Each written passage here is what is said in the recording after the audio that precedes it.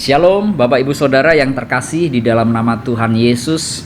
Pada siang hari ini mari kita akan belajar firman Tuhan yang saya beri judul Jangan Membunuh Iman Melalui Realita. Nah Bapak Ibu Saudara, mari kita akan baca di dalam Markus pasal 5 ayat 35 sampai ayat 36. Firman Tuhan berkata, ketika Yesus masih berbicara, datanglah orang dari keluarga kepala rumah ibadat itu dan berkata, "Anakmu sudah mati. Apa perlunya lagi engkau menyusah-nyusahkan guru?" Tetapi Yesus tidak menghiraukan perkataan mereka dan berkata kepada Yairus, kepala rumah ibadat, "Jangan takut, percaya saja." Nah saudara, ayat ini menceritakan tentang pergumulan Yairus, di mana anaknya pada waktu itu sakit dan akhirnya meninggal.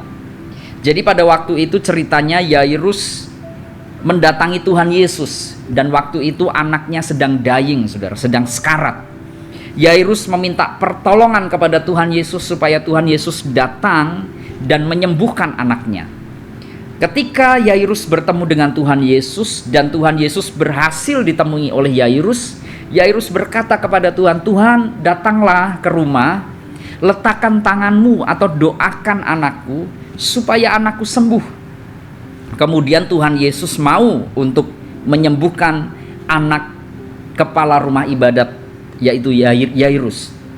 Ketika Yairus dan Tuhan Yesus dalam perjalanan, Alkitab menceritakan tiba-tiba datanglah keluarga dari Yairus dan berkata kepada Yairus, "Yairus, anakmu sudah mati.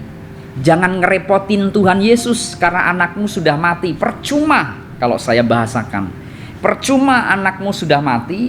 Jangan meminta kepada Tuhan Yesus untuk menyembuhkan anakmu karena semuanya akan sia-sia.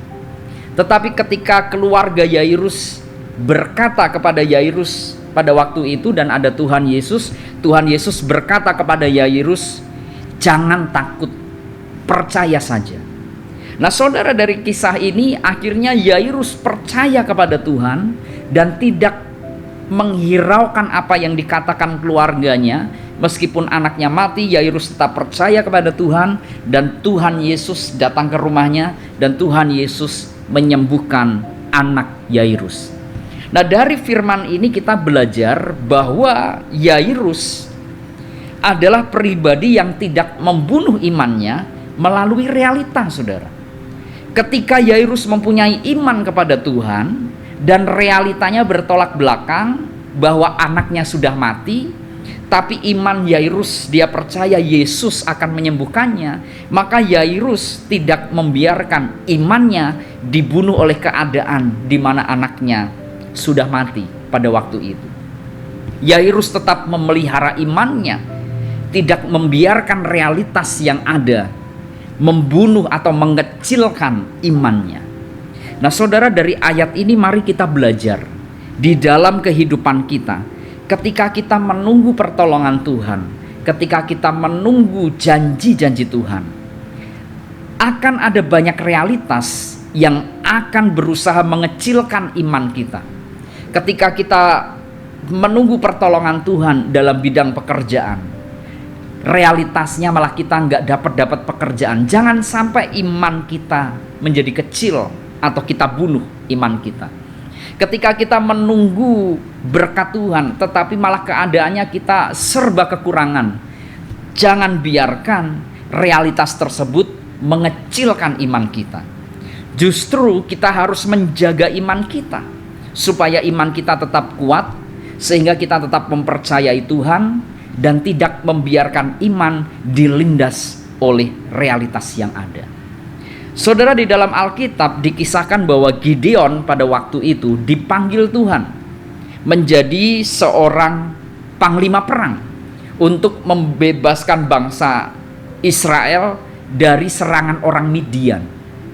Nah waktu itu Gideon dipanggil Tuhan dengan sebutan pahlawan yang gagah perkasa. Sedangkan pada waktu itu realitasnya Gideon adalah kaum terkecil dari sukunya. suku yang paling kecil, suku yang dipandang sebelah mata, suku yang mungkin dapat dikategorikan gak mungkin dari sukunya Gideon ini akan lahir seorang leader, seorang pemimpin yang membebaskan bangsanya dari penjajahan Midian. Gak mungkin. Tetapi saudara, ketika Tuhan melalui malaikatnya menemui Gideon, malaikat Tuhan berkata, engkau pahlawan yang gagah perkasa. Artinya Tuhan rindu kepada Gideon untuk memelihara imannya, bahwa dia adalah pahlawan yang gagah perkasa yang akan dipakai Tuhan membebaskan bangsanya dari penjajahan, meskipun dia suku yang gak terpandang pada waktu itu. Dan ketika Gideon memelihara imannya, maka Tuhan memakai Gideon, suku terkecil di kaumnya, suku yang tidak terpandang, suku yang tidak diprediksi bahwa akan ada pemimpin lahir dari suku tersebut. Tetapi ketika Gideon memelihara kepercayaannya, dia tidak membiarkan imannya dibunuh atau dikecilkan dengan realitas, maka Tuhan menyertai Gideon, dan melalui Gideon bangsanya dibebaskan dari penjajahan orang Midian, orang-orang yang tangguh.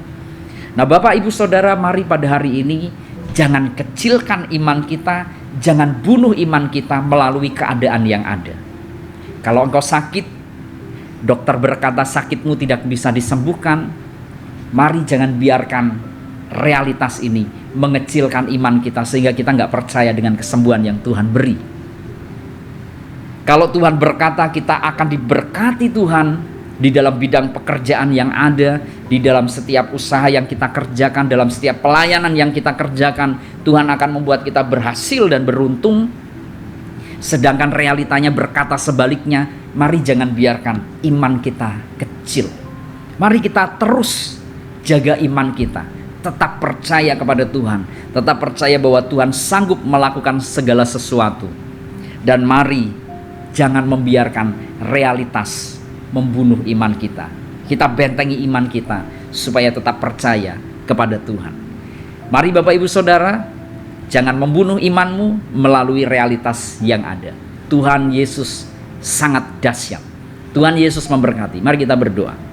Terima kasih Tuhan, ajari kami untuk menjaga iman kami, tidak membiarkan realitas mengecilkan dan membunuh iman kami. Meteraikan firman-Mu dalam hati kami supaya kami menjadi orang-orang yang tetap percaya dan beriman kepada Tuhan.